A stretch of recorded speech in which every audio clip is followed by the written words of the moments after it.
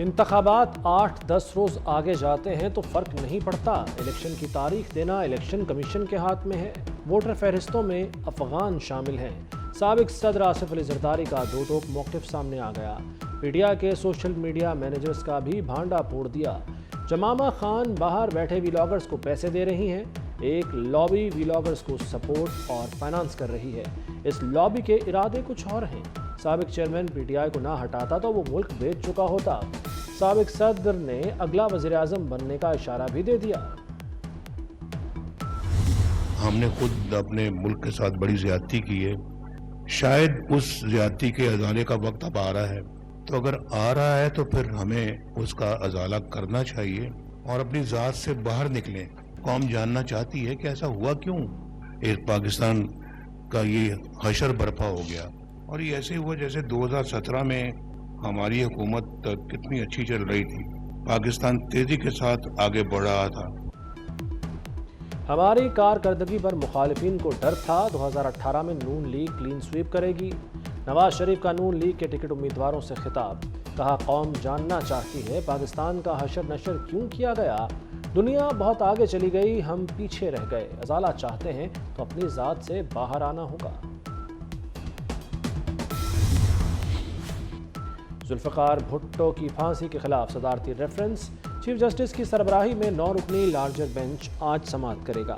بلاول بھٹو نے کیس کی براہ راست نشریات کے لیے سپریم کورٹ میں درخواست دائر کر دی۔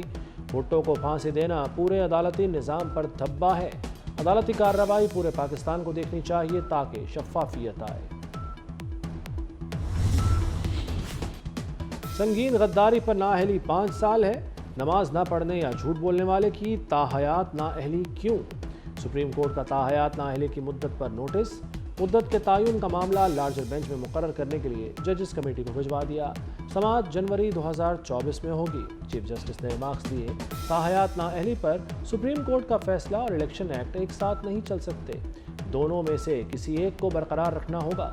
انتخابات آ گئے ہیں مگر کسی کو پتہ نہیں وہ الیکشن لڑے گا یا نہیں۔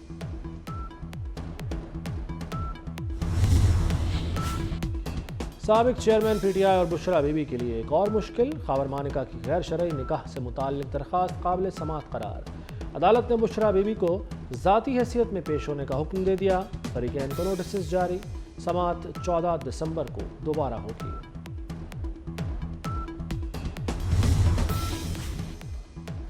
پی ٹی آئی کا انتخابی نشان بلہ ایک بار پھر خطرے میں، ہم عوام پاکستان پارٹی میدان میں آ گئی۔ انتخابی نشان بلے کے حصول کے لیے الیکشن کمیشن میں درخواست جمع کرا دی۔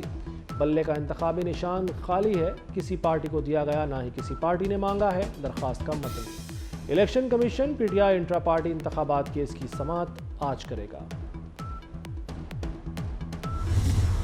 دہشت گردی کے واقعے میں ملوث تھے، ان کو پاکستان کا جیل سے نکالا گیا۔ یہ جو سٹیٹمنٹ ہے خان صاحب کا آن دا ریکارڈ ہے۔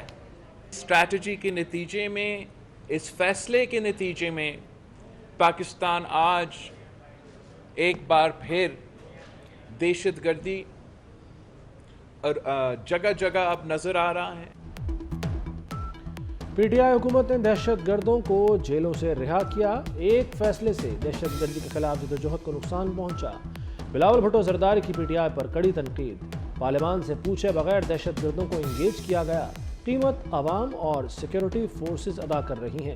بلاول بھٹو کا وفاقی وزارت داخلہ کا دورہ، دیوار شہداء پر والدہ کی تصویر لگائی۔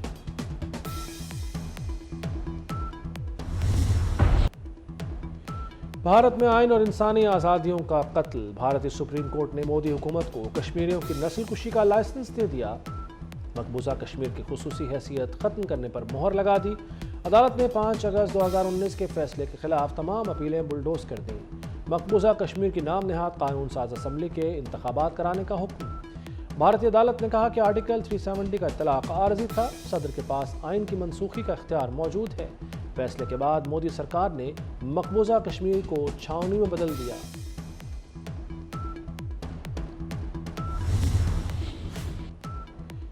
پاکستان نے بھارتی سپریم کورٹ کا فیصلہ مسترد کر دیا، معاملہ اقوام متحدہ، OIC اور یورپی یونین میں اٹھانے کا اعلان۔ نگران وزیر خارجہ جلیل عباس جیلانی کہتے ہیں کشمیر عالمی سطح پر تسلیم شدہ متنازع علاقہ ہے، بھارتی عدلیہ اندھی ہو چکی، فیصلے کی کوئی قانونی حیثیت نہیں، لائحہ عمل کے لیے جلد اسٹیک ہولڈرز کا اجلاس بلائیں گے۔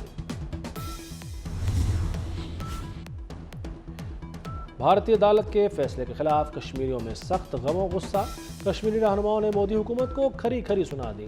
عمر عبداللہ بولے متعصبانہ فیصلے سے مایوسی ہوئی، ہمت نہیں ہارے، طویل جدوجہد کے لیے تیار ہیں۔ محبوبہ مفتی نے کہا کہ عزت اور وقار کے لیے لڑائی جاری رہے گی۔ غلام نبی آزاد بولے پورے کشمیر میں کوئی بھی اس فیصلے پر خوش نہیں۔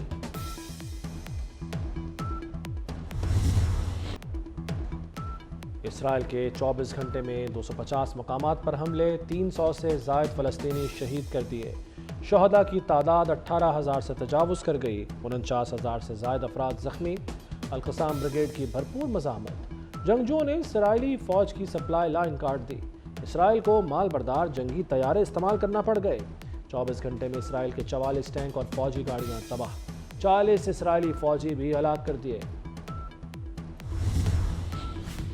جماعت اسلامی کا میئر کراچی کے خلاف تحریک عدم اعتماد لانے کا اعلان، حافظ نعیم الرحمان کہتے ہیں سٹی کونسل کے اجلاس کو چلانے کی پوری کوشش کی، فسطائیت اور وڈیرانہ سوچ کے ساتھ مزید نہیں چل سکتے، کراچی کے عوام پر مزید مظالم برداشت نہیں کریں گے کہ الیکٹرک بلوں میں میونسپلٹی ٹیکس کی وصولی کو کراچی دشمنی قرار دے دیا۔